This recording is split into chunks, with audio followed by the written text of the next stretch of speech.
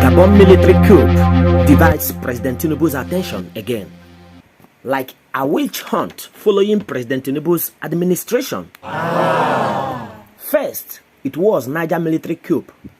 Now becomes Gabon military coup. These are coming from external environment.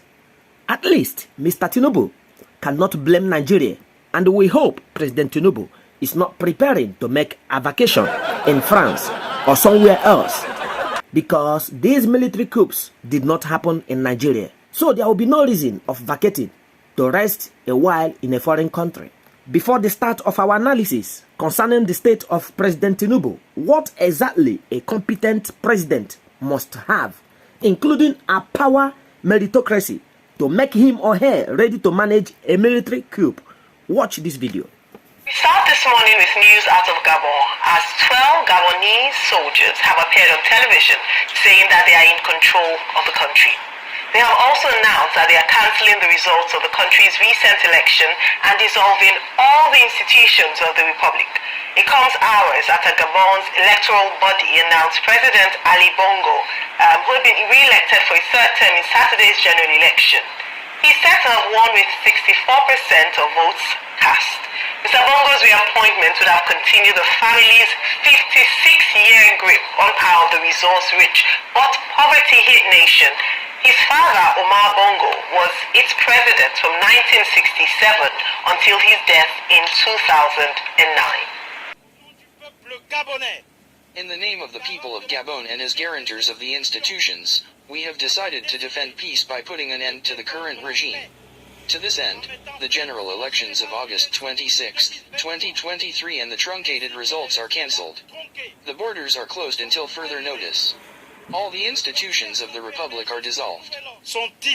Well, Kay, another coup in Africa, following shortly after the Niger coup happening in West Africa. Now, this is in Central Africa. Gabon. Yeah, you've given the stats, a country that is just about 2.34 million, 2,341,000. That's the estimated population as at 2021. A very small country, but one that has some resources that should make it a nation that is thriving. But when you have one family run a nation like it's their family property, it is difficult to not hail the military from coming into power. But like my dear friend and colleague here, Rufai, said, you can't have illegality take over illegality. It's not done. Yes, it is not done. It is absolutely wrong to have coups anywhere on the continent of Africa, and we have to criticize it, we have to rebuke it, we have to chastise it, we have to say it is wrong. It can never be right under any condition. But there are certain situations that make you begin to wonder. I think it is a reason to listen to what the likes of George Weah, the president of Liberia, what he is saying. He's saying that Africa must listen to its people. Africa must look at action to be taken against those sit-tight leaders. How can one family choose to be in charge of a nation, run it to the ground, and then step on it and scrub their feet and trash it to nonsense? How can one family do that? One family for almost 60 years.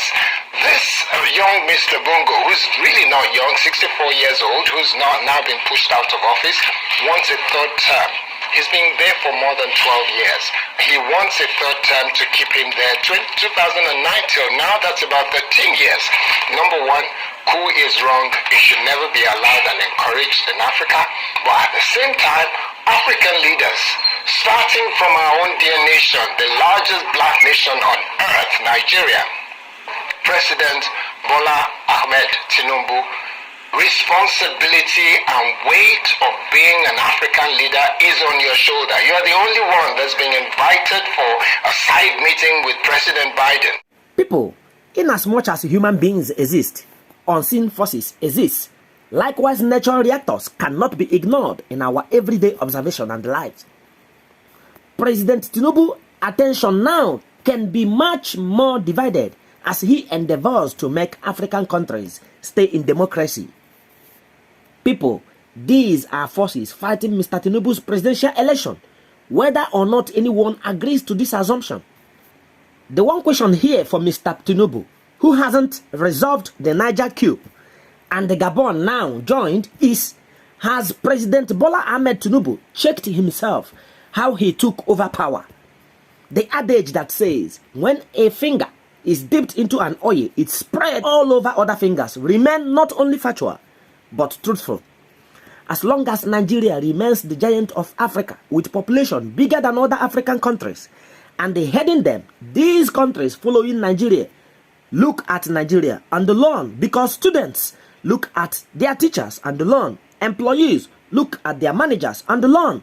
Niger and the Gabon have looked at Nigeria and learned. And what have these countries learned from Nigeria? Don't learn it and take it in a hard way to stop nonsense, to stop people who were not truly elected from becoming president. So it is an example that they are saying something like, look, we are not taking it like the Nigerians. We are doing it how it should be, the proper way.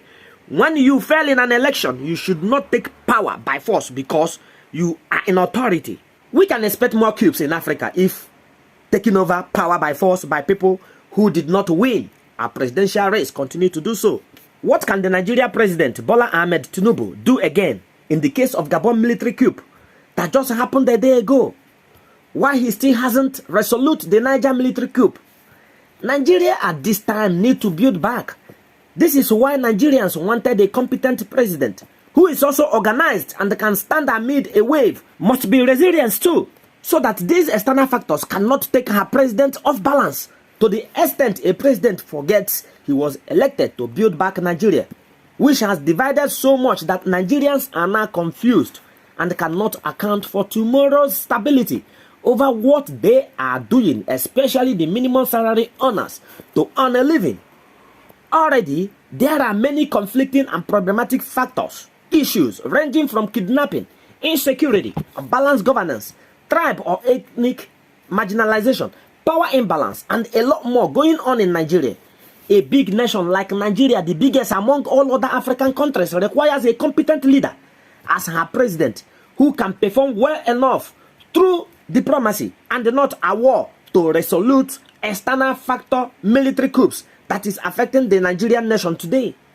Although many Nigerians have disagreed with President Tinubu's administration and his cabinet members, and they blamed their incompetency, which they are taking to other African countries in order to have their excuses tomorrow as regards to why they were unable to serve Nigeria 100%, was because many military coups came up and divided the attention of Mr. President Tinubu. We know this already, and we can't be surprised to hear this type of excuse tomorrow. If you are not a subscriber to Kibri's Got Talent channel, subscribe now to begin to learn new things each day.